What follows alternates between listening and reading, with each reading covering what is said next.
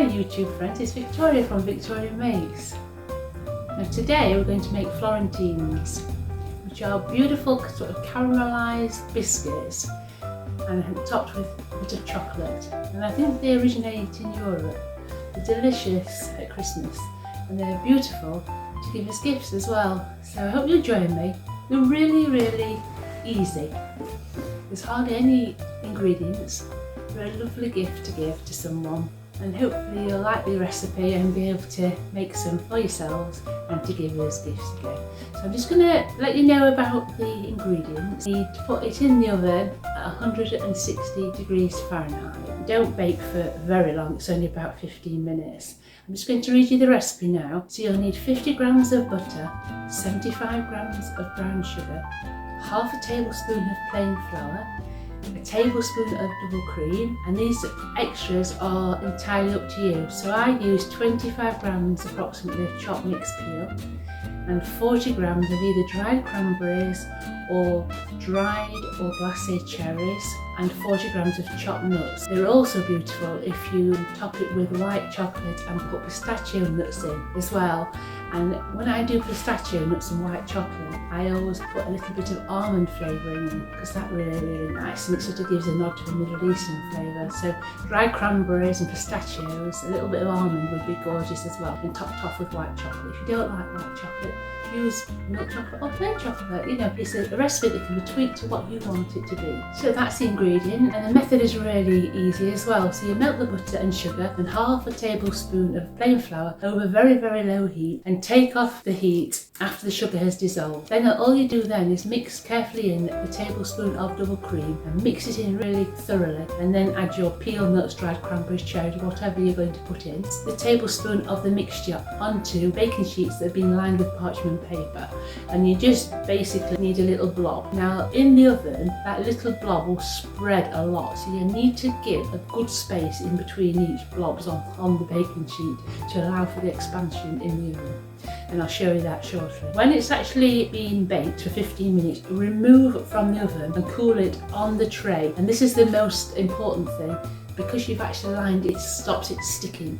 Now if you didn't have that, and I've done this in the past, it just sticks to your baking sheet. It's a real mess, and then you end up breaking it when you try and get it off. So, because it goes really hard when it's cool. When it's actually cool, then you can top one side of it with chocolate of your choice. Plain chocolate, milk chocolate, white chocolate, whatever you want. And I then drag the end of a fork and make some sort of wavy designs on the chocolate just before it actually solidifies, and it makes it a little bit more prettier. And then I can just package it all up in a pretty box lined with, you know, food safe greaseproof paper, and then pack it up and give it as a gift. If not, put it in a tin that will keep it nice and dry, and it should stay fresh for up to a week if your family members don't eat them before then, which in my family they do. But hey, we're agreed a lot here. So I hope you'll enjoy this recipe, and please watch as I prepare it for you. Right, so in my pan I'm going to put 50 grams of best butter, adding to that 75 grams of dark brown sugar. Helps make it like a lovely toffee consistency to the Florentine. Absolutely delicious. Melt that over a pan, and then we're going to add the plain flour in a moment. Right, so I'm popping the brown sugar and the butter onto the hob, and then I'm going to get my plain flour out. Then I'll add the tablespoon of plain flour shortly when the butter and the sugar has all dissolved. So it won't take long, just a couple of minutes in the pan to melt through. Right, so that's melted nicely. On runny consistency. So this is where we now need to put our flour in. Get that flour in and stir it. Right then, so taking it off the heat, it's very liquid now, all nice and melted, etc. So we're going to add now that flour in, 1 tablespoon of flour. And mix it all in so it's all incorporate as well. Also the heat, as well as cooking off that flour, it will get cooked off in the oven as well, but it's gone nice and thick now. Let me show you. consistency. Right, it's quite toffee-like, and that's a beautiful brown sugar as well, which imparts a lovely, rich flavour. Very nice. Right, so that's all nicely incorporated now. Now we can put the mixed peel in, 45 grams. Doesn't matter if it's a little bit more. So we'll put that into the pan. And then today, instead of dried cranberries, I'm going to use glacé cherry halves. The mixed peel, I put 45 in actually, but it doesn't matter.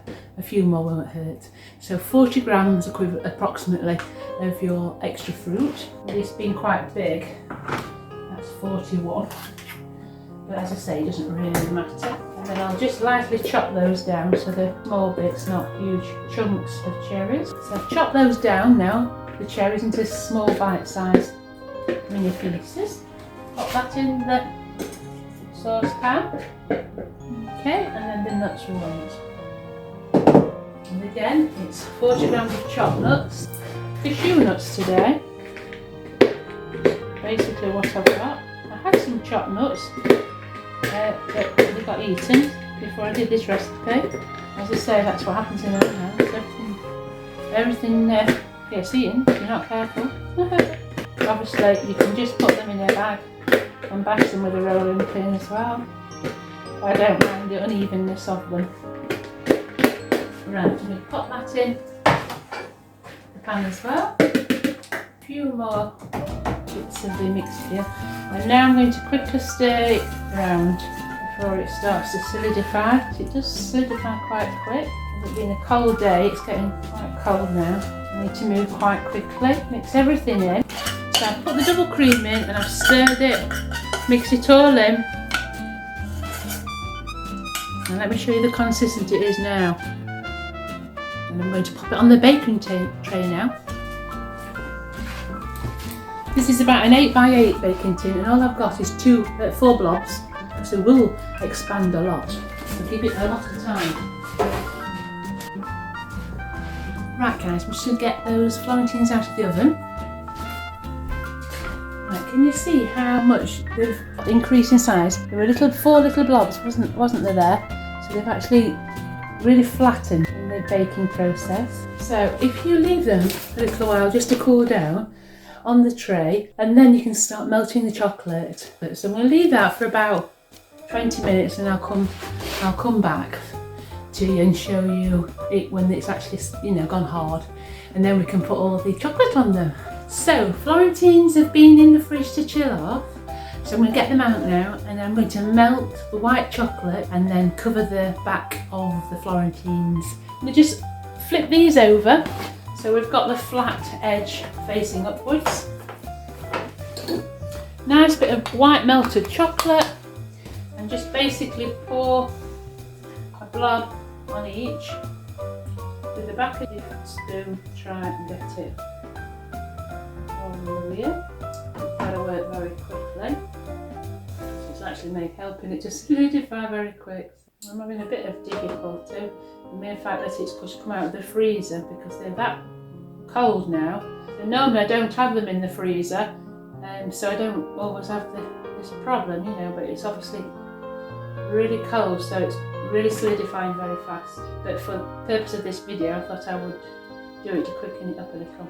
So if you don't put it in the freezer, you've got a little bit more time to make it work. It just means that it won't be as neat this time. So like I said, I would recommend put it with a cookie cutter when it comes out of the oven, so you get a nice uniform shape to it, and just chill it down on the side, not in the freezer, and then it won't be as cold and it won't solidify as much, because I haven't had time to drag my fork through, and what I wanted to do is drag the fork through, you see, and make pretty patterns on it, but actually I haven't been able to.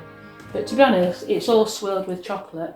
Nobody would know, and when it's actually in the box, it'll look beautiful and tasty and tempting anyway.